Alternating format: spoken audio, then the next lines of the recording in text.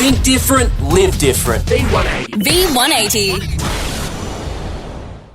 It's really great to be able to talk to you. Jordan from the band Apollo LTD, mate. Let's just start. Where are you from and where did this whole band thing come from? I was born and raised in Atlanta, Georgia, in a very non-musical home. Ooh. So when I was 9 years old and I heard rock music for the first time and I wanted a guitar, my parents were like, no way. And then finally I talked them into getting me this like really junky guitar from a Daymark catalog. And by Christmas night, I broke it because I played it so hard and so much that like, they were like, well, there might be something to it. So go big or go home. Yeah. I moved to Nashville and met Adam, who's the other founding member in Apollo. And we were paired up as freshman roommates. Random first semester at uni, as you guys call it. Yeah. Man, we were fast friends and kindred spirits, and we started making music together and then got in a band. And then that band ended up taking up 8 years of our life and touring. And it kind of, and then we left that band and started writing songs. We thought, our days of touring are probably over, like we'll just write songs and maybe produce records for other people. And cause we love doing that. And then, sure enough, as God would have it, we're back in another band and we've been in this band. Here we are, 3 albums and 7 years later. So good to see. Cause we've been playing your stuff, for, how many years now? Since, your Gold song. So what's that? 2018. So that's ages away now. I know, man. But it's so good though. So I was thinking, just like, okay, so best mates. It's like Kobe James and Joseph O'Brien. I don't know if you know those two blokes, but they're in Nashville, young guys, and Joe's like, "Hey, do you want to hang out? Let's be best mates." And now they're doing this thing. They're touring as well. It's like, oh wow, it's so good to see. But I was wondering though, like you met in uni. So what did you actually study, and was that the part-time job? Are you still using those credentials anymore? Or is this whole band thing just like, boom, because COVID just killed everything, didn't you? And did you have to go back to your first studying jobs or? No, I didn't have, I never had a job. I mean, I was a landscaper. I landscaped, I dug holes in East Nashville. Oh, wow. I substitute taught in metro inner city schools for a little while because I could do that in the early days, and still tour, Yeah. But really it's been, well over a decade of being a full-time musician. And COVID tried to shut all that down for sure. Yeah. But thankfully as timing, God's timing would have it, like, thankfully during COVID, we had a record to make. And so we thought we were going to be out on tour all year, and we were actually on tour. We're out with, it was Bethel Music. We were out with them for like a run of shows, and they called us in Decatur and they're like, "Hey, it's over. We're all going home. There's this thing going on." And then, thankfully we're like, all right, well then we have this record, the second album that we got to like start writing. And so through COVID, that was our whole second record. Yeah. We were very fortunate to be able to do that during that era. Well, it's good you came out the other side of it. Yeah. That's great. So I was wondering then, how do your family look after you guys, or support, probably is a better word, when you are touring?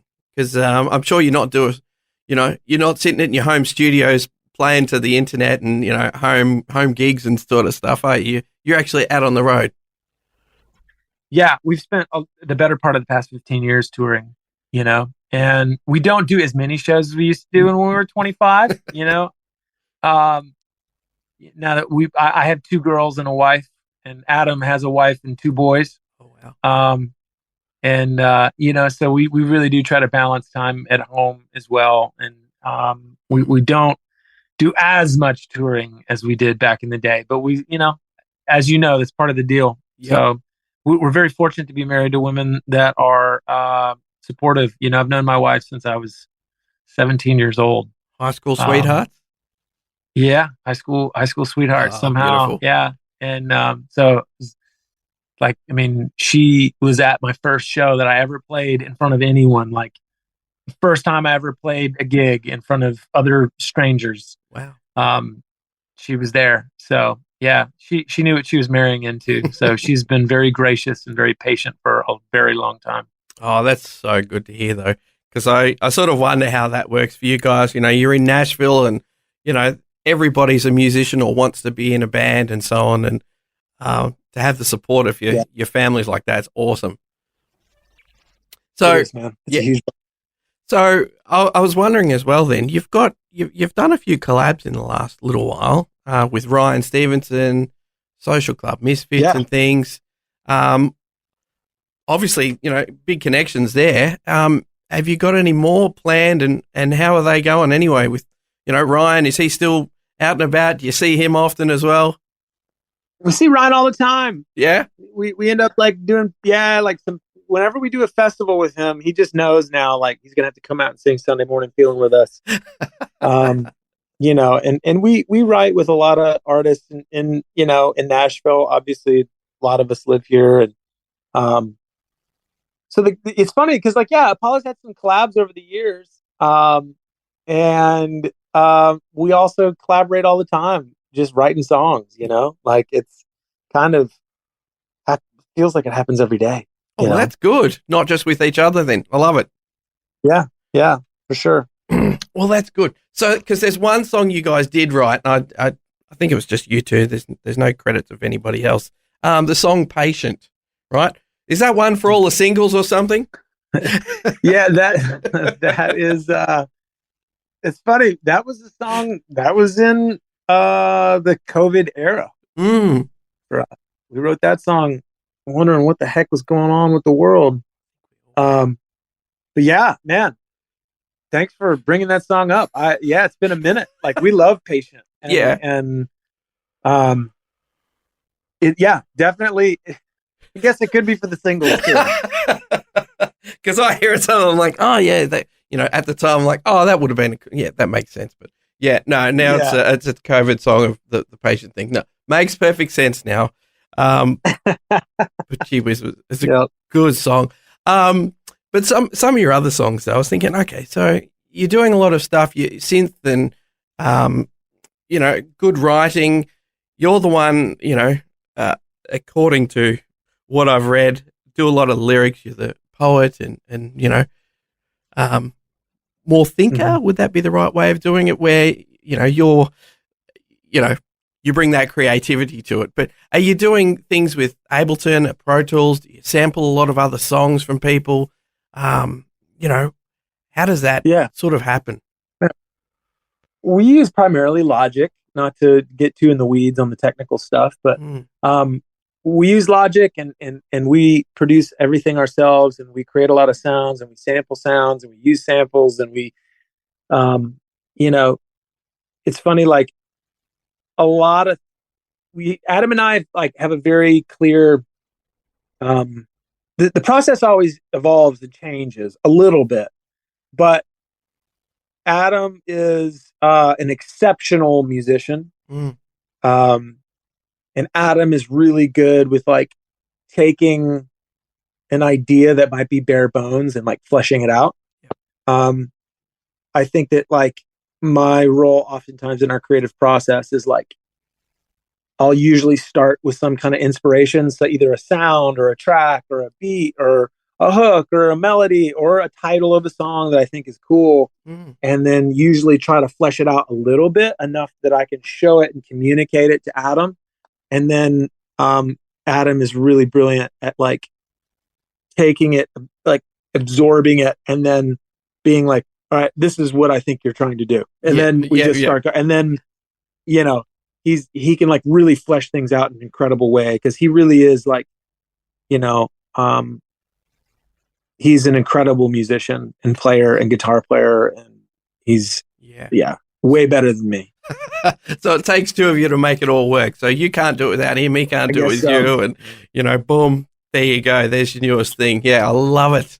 Because speaking of new things, your newest album, latest one, Hello Human, and your song Future's Calling is currently sitting number 1 on the Aussie Christian charts too. So congrats on that. Thanks, man. Thank you. Yeah, don't know if you knew that one, but that's pretty good. I just found that out. Yeah, I literally just found that out. so good. We're excited. Yeah. How many number 1s have you had in Australia? Can't claim. Not many people can claim that. I think somebody mentioned that we might have had one before. Oh. So this is our second, but yeah, man. Take it. Super grateful. Yeah, absolutely.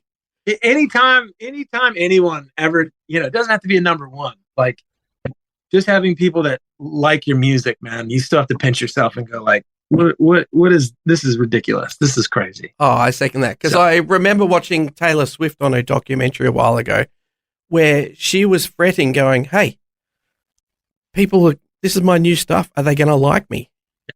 And to hear, you as a songwriter, people singing your songs back to you in the crowd or even hearing them on air must give you such a buzz. It does, man. At this point in my life, like, not that I'm like super old or anything, but I'm no spring chicken now. I'm 37. So, but we've been doing this for a long time, like this is like, I know somebody asked me the other day, they were like, man, can you believe it? Like, you guys have been touring and doing your thing for career in music for 15 years. It felt like 15 years. I'm like, yeah, it's felt like 15 years. Well, I hope you got no plans for retirement yet. Bro, I had a lot more hair when we started. No, but I mean that in like a really wonderful way. Like some things, a lot of the good things in life take work. Yeah. And it's just humbling. Yeah. And God is good. I'm really grateful. So, all right, got to wrap this up. One more question. Yeah. Australia, you got any plans to come? Man, now with a number 1, like, we got to. No excuses, right? No excuses, man. Oh, gosh, you got to check with your wife first, eh? Yeah, well, maybe she'll come. I hope so. Although we hear you got a lot of big spiders. I don't know about that. She might have problems. And snakes, so, yeah, just look out for them too. Yeah, I know. So good. Hey, look, mate, thank you so much for taking the time out to chat with us as well today. Really appreciate it. And your music's going gangbusters here. We love it. Appreciate you, man. Thank you so much. Thanks for taking time to listen to this audio on demand from Vision Christian Media. To find out more about us, go to vision.org.au.